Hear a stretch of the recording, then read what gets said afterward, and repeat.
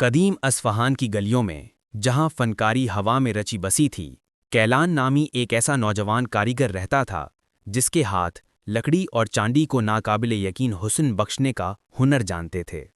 اپنی تمام تر شہرت اور مہارت کے باوجود اس کی روح ایک انجانی پیاس سے بے چین تھی، کیونکہ اس کی بنائی ہر شے بے مثال تو تھی مگر زندگی کی حقیقی حرارت سے محروم تھی۔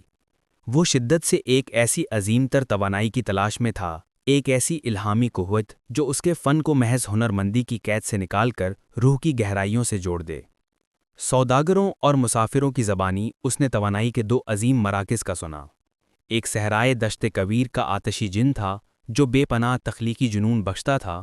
اور دوسرا کوہ زاگرس کے سکوت میں گم ایک درویش تھا جس کے پاس کائنات کی خاموش حکمت تھی۔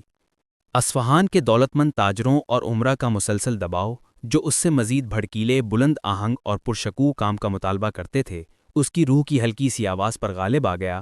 اور اسے ظاہری طاقت کے راستے کی طرف دھکیل دیا۔ چنانچہ اس نے جن کی تلاش میں صحرا کا رخ کیا۔ یہ ایک ایسا سفر تھا جہاں جھلسا دینے والی دھوپ اور چلاتی ہوئی ہوا محض مشقت نہیں بلکہ طاقت اور شہرت کے پرفریب وعدے بھی تھے۔ آخرکار ریت کے ایک بگولے کے بیچ اس نے اس جن کو پا لیا جو دہکتے ہوئے شعلوں کا ایک وارٹیکس تھا اور جس کی گرجدار آواز نے کیلان سے ایک خوفناک سودے کی پیشکش کی۔ جن نے اسے لامتناج اور وحشی توانائی دینے کا وعدہ کیا، لیکن اس کے بدلے میں اس نے کیلان کے وجود سے ہمیشہ کے لیے سکون، خاموشی اور دل کے اطمینان کو چھین لینے کا مطالبہ کیا۔ کامیابی کی اندھی خواہش میں مبتلا کیلان نے یہ خوفناک قیمت قبول کر لی اور اپنی روح کا سکون بیچ کر ایک ایسی طاقت حاصل کر لی جس نے اسے ہمیشہ کے لیے بدل دینا تھا۔ جب وہ اصفہان واپس آیا تو اس کے اندر ایک جنونی بخار کسی توانائی دوڑ رہی تھی جس نے اس کی پرسکون کارگاہ کو ایک ایسے شوریدہ طوفان میں بدل دیا جہاں وہ بغیر سوئے اور بغیر کھائے مسلسل کام کرتا تھا۔ اس نئی طاقت نے اسے اس کے خاندان سے بدگمان اور دوستوں سے دور کر دیا، کیونکہ اس کی تیز طبیعت اور بے چین موجودگی اب کسی کے لیے قابل برداشت نہ رہی۔ اس نے شاہ کے محل کے لیے ایک ایسا چاندی کا دروازہ بنایا جو تکنیکی طور پر تو ایک شاہکار تھا مگر اسے دیکھنے والوں کے دلوں میں سکون کے بجائے ایک عجیب سی بے چینی اور خلشار پیدا کرتا تھا۔ اس کی شہرت آسمان کو چھونے لگی، لیکن یہ شہرت ایک ایسے کھوکھلے مینار کی مانند تھی جس کی بنیاد اس کی اپنی روح کی بربادی اور اس کے فن کے بے چین شور پر رکھی گئی تھی۔ تباہی کا لمحہ اس شام آیا جب اس کے بے قابو کانپتے ہاتھوں سے اچھل کر چاندی کا ایک ٹکڑا اس کی جوانی کے پہلے معصوم فن پارے، لکڑی کی ایک چھوٹی سی چڑیا کو جا لگا اور اس کا پر توڑ دیا۔ اس ٹوٹی ہوئی سادہ اور پرسکون تخلیق کو دیکھ کر کیلان پر حقیقت بجلی بن کر گری کہ وہ اپنی ہی کامیابی کے ایک سنہرے پنجرے میں قید ہے اور جن کا شور وہ قید خانہ ہے جس سے فرار ناممکن ہے۔ وہ اپنی شہرت، اپنی دولت اور اپنے شوریدہ فن کو وہیں چھوڑ کر ایک ٹوٹے ہوئے انسان کی طرح اصفہان سے بھاگ نکلا، نہ صرف شہر سے بلکہ اس افریت سے جو وہ خود بن چکا تھا۔ پہاڑوں کا سفر ایک نئی قسم کا عذاب ثابت ہوا، کیونکہ اب جن کی توانائی اس کے جسم میں نہ سہی مگر اس کا شور اس کے ذہن میں ایک نہ ختم ہونے والی باز گشت بن کر گونج رہا تھا۔ خاموشی کا خوف اسے پاگل کیے دیتا تھا۔ وہ اپنے کانوں پر ہاتھ رکھ کر چیختا، اس ایک لمحے کے سکون کے لیے ترستا جس کا سودا وہ خود کر چکا تھا، اور کئی بار اس نے واپس لوٹ جانے کا سوچا۔ اسے درویش کا غار صرف اس وقت ملا جب وہ لڑتے لڑتے مکمل طور پر تھک چکا تھا اور ایک کھائی کے دہانے پر گر کر اس نے اپنے اندر کے شور کے سامنے ہتھیار ڈال دیے، تبھی اسے وہ پرسکون راستہ دکھائی دیا۔ غار کے اندر درویش کی موجودگی سے پھوٹنے والے گہرے اور قابل محسوس سکوت نے کیلان کے وجود میں اترنا شروع کر دیا اور اس کے اندر کے طوفان کو آہستہ آہستہ جذب کرنے لگا۔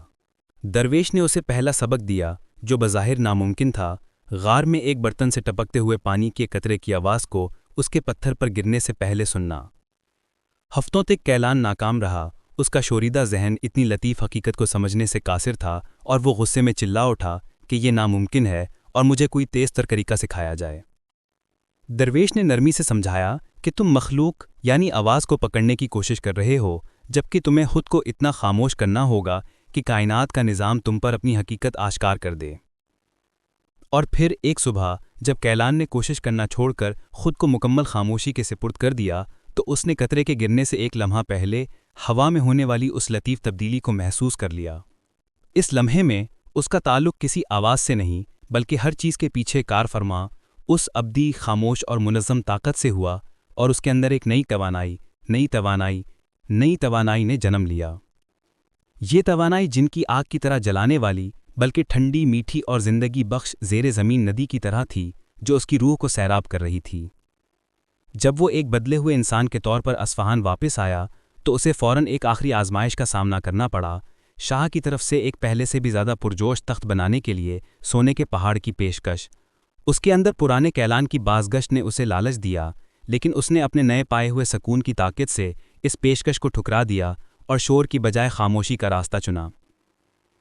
اس نے ایک عظیم اسطرلاب پر کام شروع کیا جو اب صرف ایک فن پارہ نہیں بلکہ اس کے اندر جن کی توانائی کی یادوں کے خلاف ایک جنگ اور اپنے خالق سے تعلق قائم کرنے کی ایک عبادت تھی۔ جب یہ اسطرلاب مکمل ہوا تو یہ محض پیتل کا آلہ نہیں بلکہ روح کے لیے دوا تھی جو دیکھنے والوں کے دلوں سے بے چینی ختم کر کے انہیں کائنات کے خدائی ترتیب اور سکون کا احساس دلاتی۔